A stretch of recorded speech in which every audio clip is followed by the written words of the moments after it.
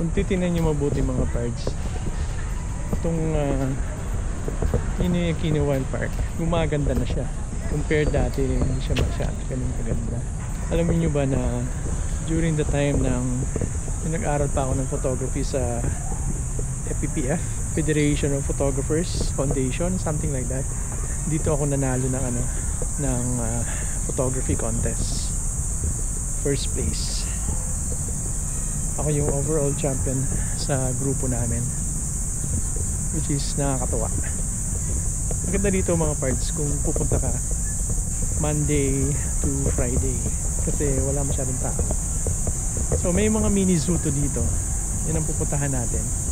Dito kami laging nagpo-photoshoot kasi una libre.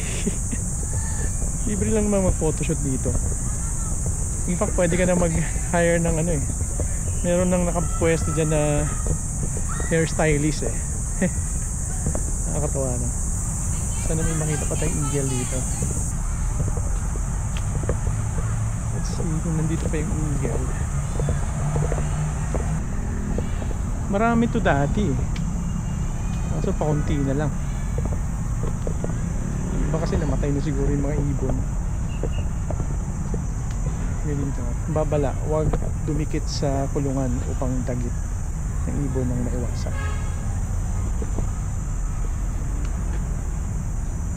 Ibon pa ba? In fairness, mabigat tong lente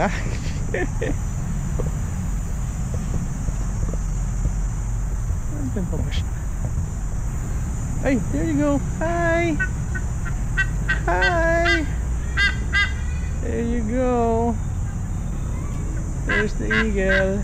That's not it. Nakakulong ka ba?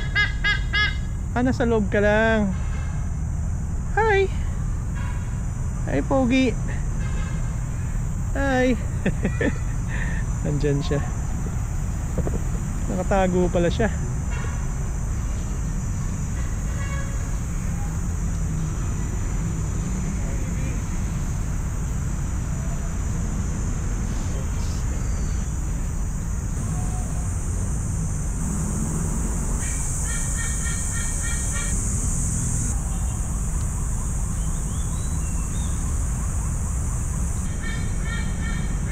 So ito yung malapitan natin na so, tingnan natin yung niya. Uy, ano siya? Uy. Hirap niyang picturean. Oh, diba? Problema niya paano tanggalin yung mga screen na yan. Talagang magaling dito mga parts. Testing lang tayo dito. Pero ang cute niya, no? Hello, cutie. Hi. Hi.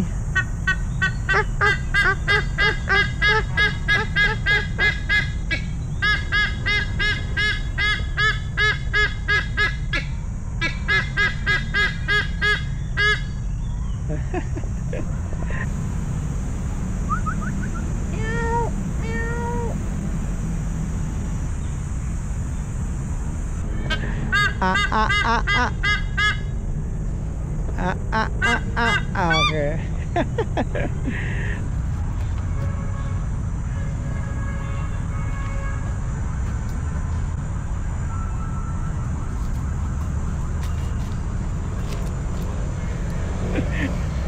Ikaw ayan mantas ayan gusto niyang kainin yung aking tripod. Loko to. Yung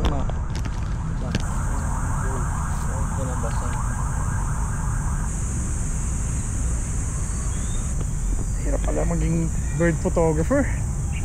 Doon ko na-appreciate yung tiyaga nila kasi ang bigat ng camera. Grabe.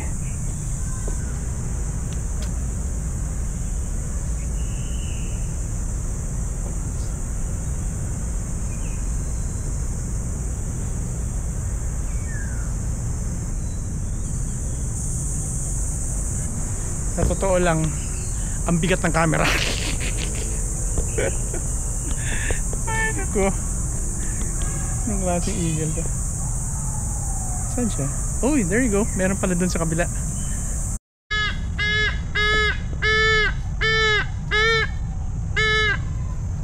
Uy, nangyari sa'yo? Ano yan? Ano yan? May inapakan ka na hindi ayaw matanggal ah. Nangyari? Mahirap pala maging birder. Maging birder, mahirap pala. Hindi siya madali ah. Dito na si Girly. Pangalan niya Girly. Bakit siya pinangalanan ng Girly? Kasi girl siya eh. Diba? Girly ang kanyang name. Tsura natin na maayos to si Girly. There you go. Taka lang Girly ha. Ganda niya. Ganda mo.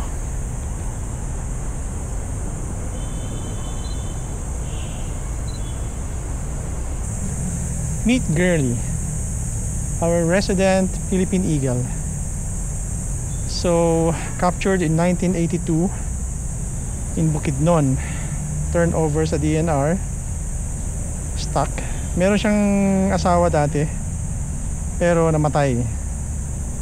Ang problema pala sa mga Philippine eagle, mga pards. Pag namatay yung asawa niya, loyal lang sila sa isang tawag nito, isang mate. So pag namatay yun, hindi sila pwede mag-mate sa iba.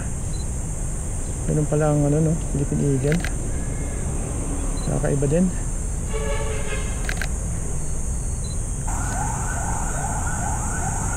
Bulag yung isang mata niya. Oo. Kawawa. Ayan o, tingnan mo.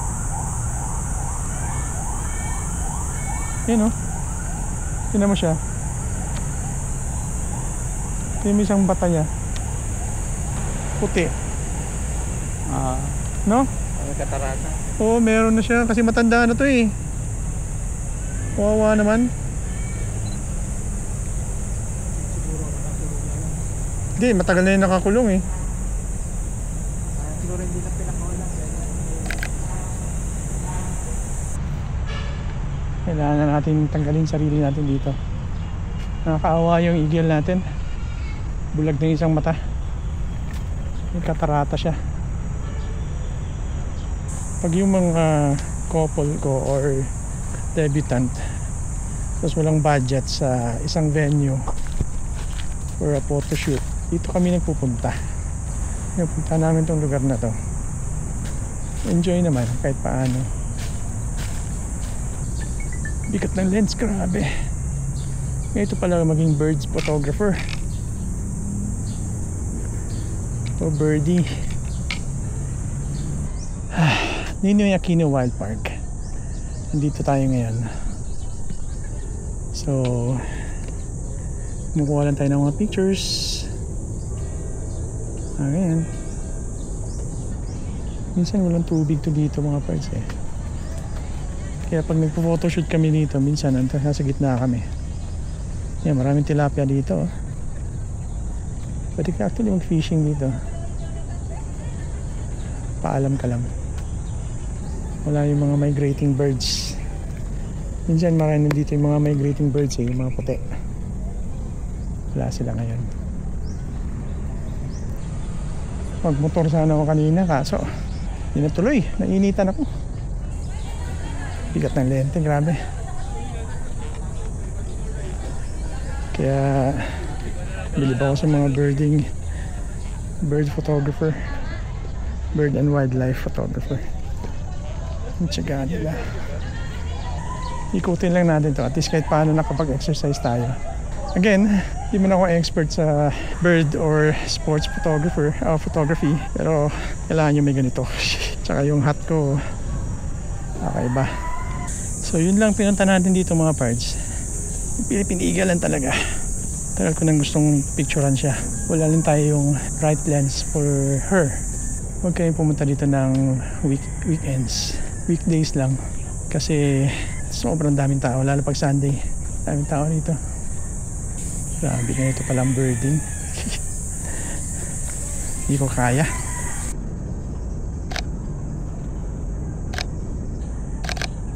Ang kagandahan nito mga parts, ang daming CR na pwede ka mag CR dito, dun sa kabila. Hydrant. Oh, di ba? Ang trick ng mga birding o bird or wildlife photographer, ang ginagawa nila dyan sa mga bokeh-bokeh nila, actually niladagdagan lang nila ng bokeh yan sa Photoshop or sa Lightroom para gumanda, which is wala naman akong problema doon. In fact, kailangan nga yun eh, kasi para talaga, kunyari yung 600mm mo, kahit ginawa mo siyang 900mm, crop mo siya na 1.5, hindi siya magmukhang 9 ang aperture. Ang aperture kasi 9, ito lang kaliit yan eh, yung butas ng blade ng mga aperture. Paano ko ba i-explain sa inyo? Siguro pag malapitan mga parts na subject, magkakaroon talaga ng blur. Depende kasi sa distance yan minsan eh. Pero pag mga malalayuan Marge, hindi mo ma-achieve yan. Pag malapit yung subject, magkakaroon ka ng blur talaga. Pero pag malayo yung subject, meron pa rin, pero hindi ganun ka blur. Yan ginagawa ng iba, in-enhance nila lagi sa Photoshop or sa Lightroom. So ito lang masasabi ko dito sa lenteng to. Mabilis siya mag-focus. Also sharp siya, okay naman. Pero syempre kailangan mo pa rin siyang i-sharpen ng konti sa Photoshop. And mabigat siya talaga.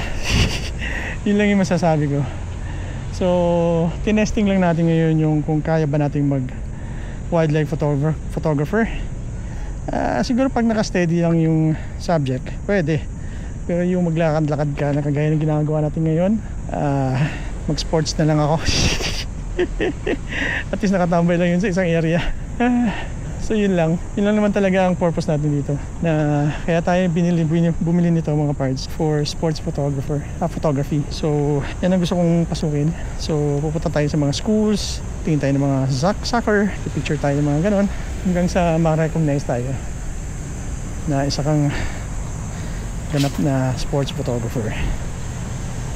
Yun lang. Kung sasabihin nyo ma-recommend ko ba tong lenteng to? Oo naman, ma-recommend ko to kasi una-una, hindi naman siya G-lens na G-lens siya pero hindi siya yung G-Master. Dalawa kasi yun G-Master, mga constant yung aperture nun, f2.8, f2, f4, mga ganun yung mga aperture. Ito kasi 5.6 to 6.3, which is very okay na yun. Lagi ko naman sinasabi sa sarili ko na tagal mo nang gustong magkaroon ng telephoto lens, at yun na nga, nangyari na nga ang inaasahan natin at binili natin na lens. First time ko rin magkaroon ng G-lens from Sony. Normally mga lens ko is mga art lens ng Sigma, pero first time natin magkaroon ng Sony na lens, tapos telephoto pa. Yun lang talaga masabi ko, mabigat siya. Saka it takes a lot of skills pala kung mag-birding ka or kung gusto mong pasukin ng wildlife. Kailangan mo ng patience. Ako naman meron naman ako nun, pero hindi ako ganun kagaling sa patience. Sabi ni asawa ko, meron ka ba nun? Ay, asawa ko talaga, no? So ginawa ko pala to ng divider pad sa loob na mas maganda. So yun, hanggang second hand lang tayo parts. Yun lang kaya natin. Hindi naman to presyong bahay. Presyong ano lang, gate ng bahay. So ayun. Alright, check nyo na lang yung mga kuha ko ngayon. And comment below na lang kung sa tingin nyo anong maganda dito sa lens na to. Yan yung gawa natin na pads. Kung gusto nyo magpagawa ng pads sa akin, sabihan nyo lang ako. Punta lang kayo sa A-Vision Customize. Visitahin nyo lang yung page ko sa Facebook. Alright, again, thank you so much for watching, guys. Ride safe always. Stay safe always dapat. Thank you so much. God bless. Bye.